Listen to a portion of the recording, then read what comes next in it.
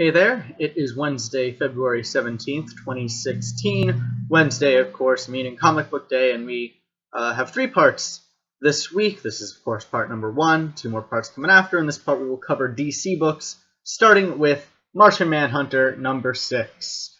And this really cool thing on the cover actually happens in books, so that's pretty neat. But we start off this issue back on Earth in New York City, where John Constantine takes notice that Mars is kind of encroaching on Earth's space a little bit.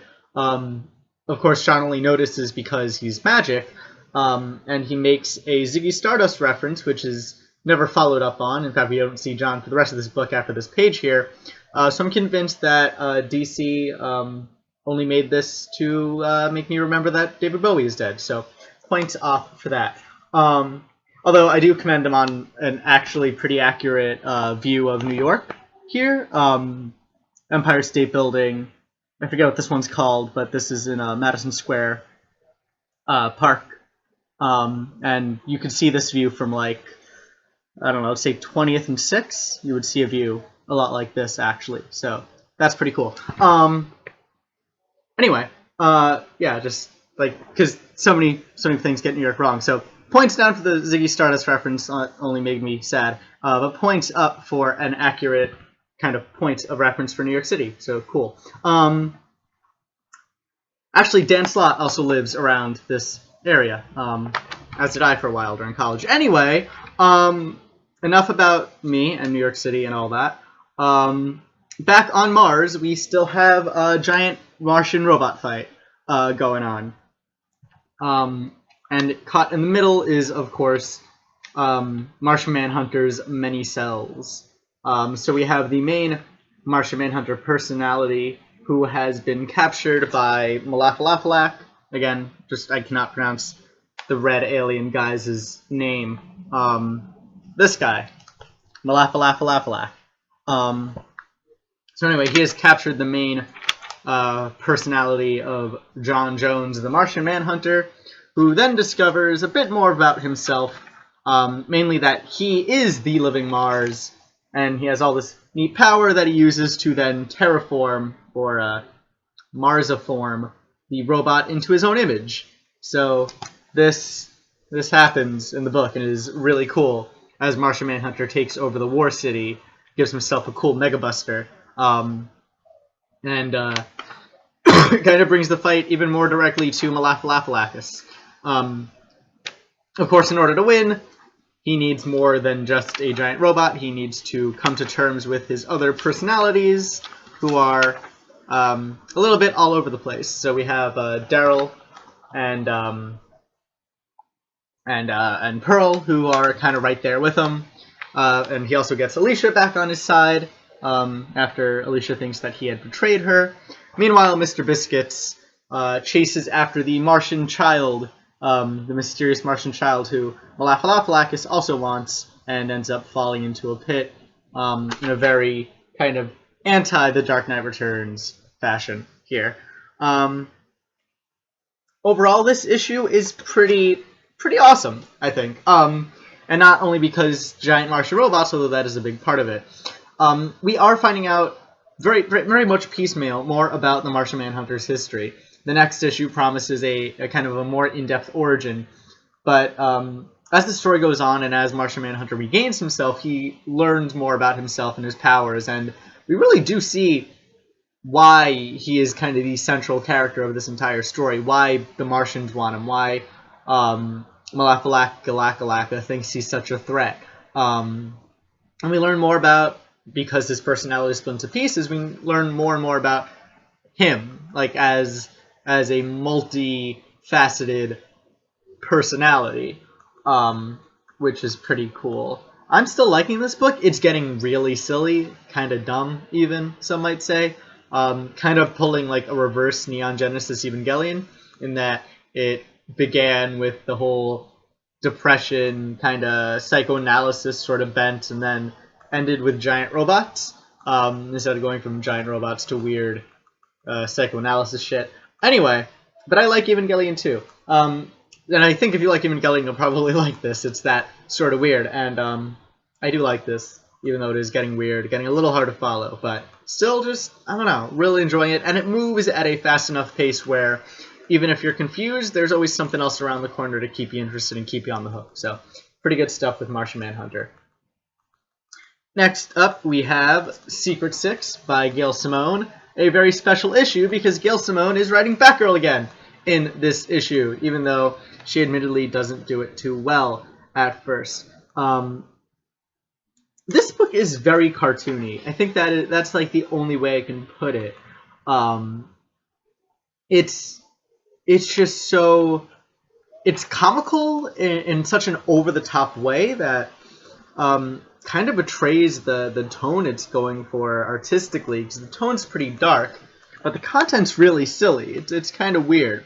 So we begin with, on this page, with Porcelain and Strix, who've decided to make a little trade. Strix will train Porcelain how to fight if Porcelain gives Strix a makeover. And looks like Porcelain got the raw deal here, as she just gets very swiftly beat up by Strix. Meanwhile, we have Catman, who's walking the dog and this thing around town, and I love the little face he's making, a little kind of whistling as he works. He gets hit on by a neighborhood mom, and then suddenly Batgirl in the background, and Batgirl and Catman decide to have a quick fight. And I was like, all the faces in this book are really silly and cartoony. And then we have, in a few pages during the fight here, which starts off kind of serious on this page, and then quickly evolves into outrageously cartoony by the next spread, when this happens and we learn the real reason that Batgirl has been tagging Catman, which has something to do with somebody chasing Strix. So when I say Batgirl's not written well, it's hard to say exactly what that is, because it takes a while for her to explain her motivations, and until she does, it seems badly written, and then we find out it's just kind of a front. So, but even then, like, why would Batgirl lie about something like that if she thinks she... I mean, it's I don't know. It's kind of weird. And again, this is so cartoony where it's kind of hard to tell how seriously we're supposed to be taking all these characters and all these actions. Meanwhile, back at the house, Ralph Dibny, Mr. Big, whatever he's being called now, I forget. Big fella, I don't know. I forget what his name is supposed to be anymore. He's just the elongated man. He's Ralph Dibny. Ralph Dibny gets a call from Sue, who's starting to remember her past life with him. And again, tons of silly faces. We get a quick little recap of Strix's origin story. We continue the Porcelain Strix bond from the beginning of the book, and then the person finally chasing Strix finally ends up showing up.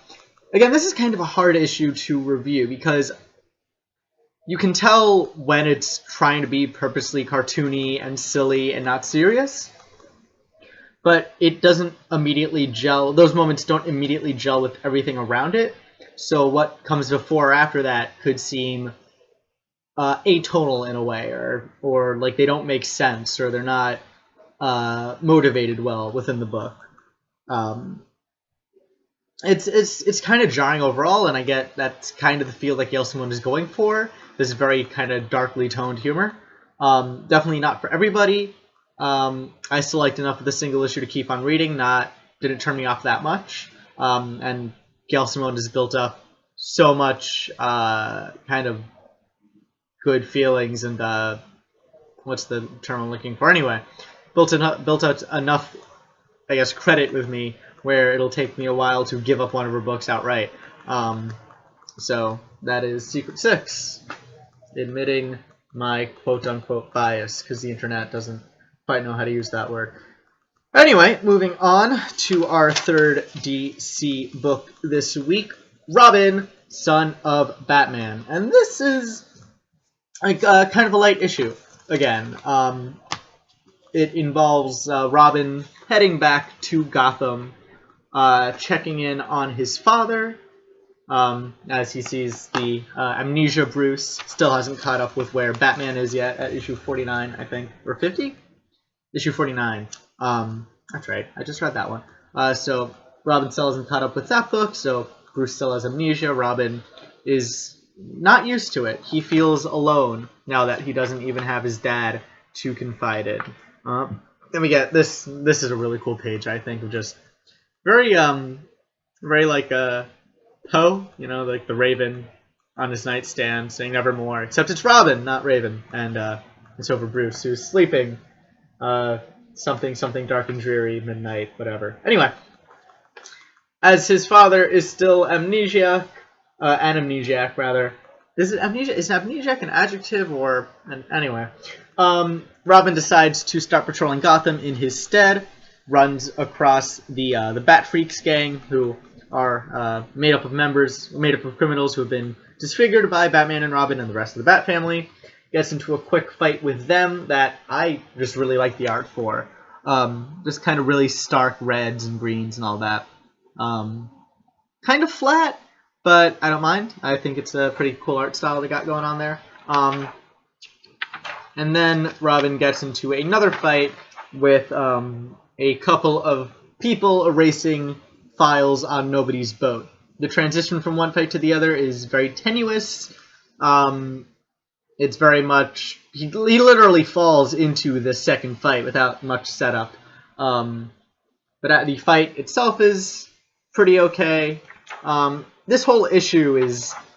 I mean, it's a one-shot. It's just kind of establishing that Robin is back in Gotham and finding something for him to do in this issue before setting up a bigger story. And then with the whole DC Rebirth thing, it's hard to know exactly how long this arc will have to kind of develop and resolve itself.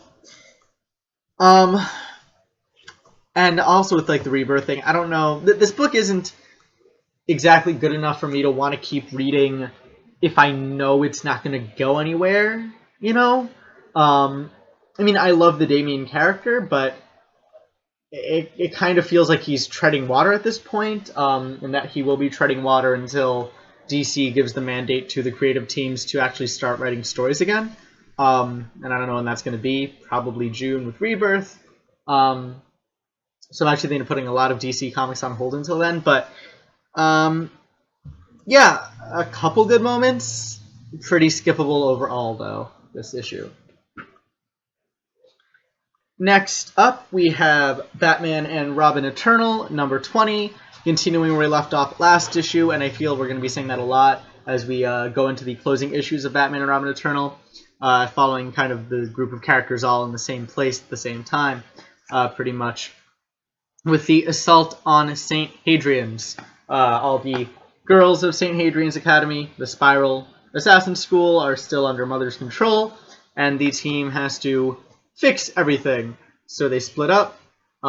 Red Robin goes with Dr. Hertz and what's her name, and Helena, in order to stop the generators, in order to release the children from the mind control.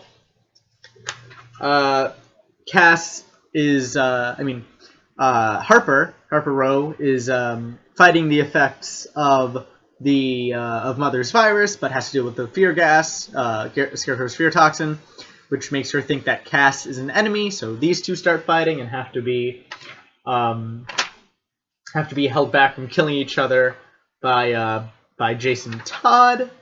So here we go with that. Dick Grayson gets into a fight with Poppy, as they accidentally run into each other and get into a bit of a skirmish as Poppy tries to escape. Helena eventually breaks off and gets into a fight with Orphan, who is also escaping. And it all kind of comes to a head when Mother's plan is finally reveals itself with, you know, which parts are diversions, which parts aren't, who is necessary, who is not, and what, you know, does Mother get what she is really after in all of this. Another kind of a weird issue because, I mean, it feels like the end of a two-part arc, like a kind of a mini arc there. By the end of this issue, we are done with St. Hadrian's, I think. The story definitely moves forward quite a bit. I think the team might split up again by the end of this, so we might be following more stories actually. Not exactly where we left off last issue. Kind of invalidating what I just said there, but what to say about this book? There are good moments. There are bad moments. Out of a lot of these issues, this one feels very unified. Again, there are pros to having all your characters in the same place, working towards the same or similar goals. But it's forgettable. It is didn't really leave an imprint one way or the other. Kind of just a transitory mini arc between the Mother stuff. I think, honestly, with this Eternal stuff, it's gone on too long. It's stretched a bit too thin. This could have been a single issue with the last one. It was made into two. A few of the characters' kind of plots don't really go anywhere, or when they do, it's not fulfilling. I don't know. Not a great issue, but does its job of moving the story along. And finally, last DC book this week is Superman American Alien, issue number 4. And this book continues to be just amazing and great. In this issue, we see Clark Kent moving now to Metropolis to start his internship at the Daily Planet. And he starts meeting a lot of people who are going to be very influential in his life. The first of which is Lois Lane, who Clark is there with in order to cover the Cerberus Summit, which is a meeting between Lex Luthor, Bruce Wayne, and Oliver Queen, kind of the three big tech pillars of the DC universe. And so Clark Kent meets with Lois Lane for the first time, and we see his first impression of her and her first impression of him. Then Clark gets whisked away to have a pretty deep conversation with Oliver Queen, who recognizes Clark from the boat party in the last issue. And the two have a talk about Oliver Queen's transformation since getting stranded on the island.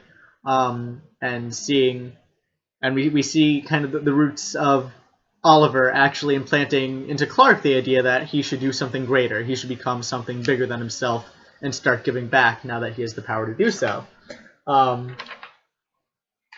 Oliver takes Clark to meet with another person who will become a big influence on his life, Lex Luthor.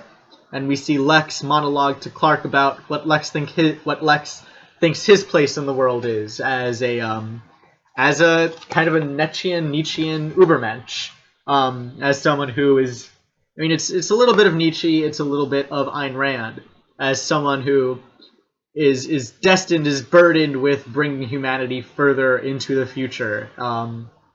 That he is one of the great people who is destined to shape history because he is better than everyone else, and that is his responsibility and that is his burden to make sure that he improves the world no matter the cost. He then meets a young Dick Grayson, who has just been adopted by Bruce Wayne, and we see Dick Grayson kind of summarize Clark, as we are notified that we're given the idea that Dick is already in training as Robin, and so Dick and Clark have a bit of a heart-to-heart, as we see Dick influence, put his influence upon Clark Kent too, about the balance of light and darkness in terms of fear and hope. Clark does a little dance session after scoring some really good interviews with some pretty important people, and then Clark runs into the biggest, probably the biggest influence on his own life and own development as a superhero, Bruce Wayne, as Batman. And so we have Clark meeting Batman for the first time.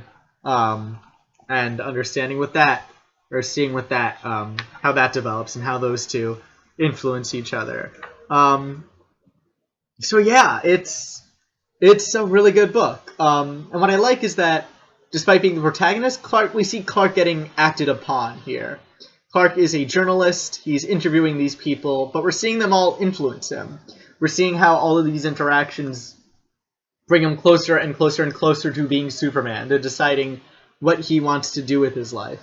and all of this power he has, and it's really cool. Again, I think that Max Landis has one of the greatest understandings of this character, of Clark Kent, and what motivates him, and what drives him, and why Clark Kent becomes a superhero. And he also shows here how his own motivations kind of gel and is influenced by the motivations of other big characters in the DC universe, and how they play off each other and how they relate to each other and all that.